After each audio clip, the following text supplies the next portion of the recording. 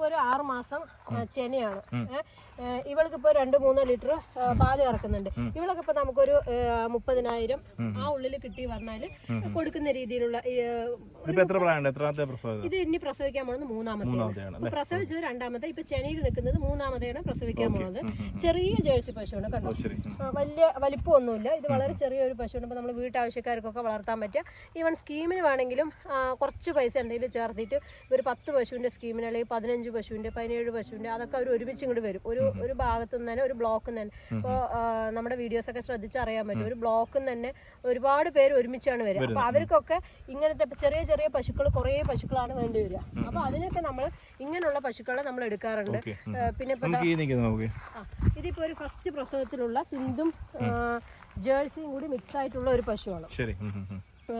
ഈ പശു ഇപ്പൊ നമുക്ക് ഏകദേശം ഒരു 10-50 രൂപ ആ റേഞ്ചിലൊക്കെ കൊടുത്തു കഴിഞ്ഞാൽ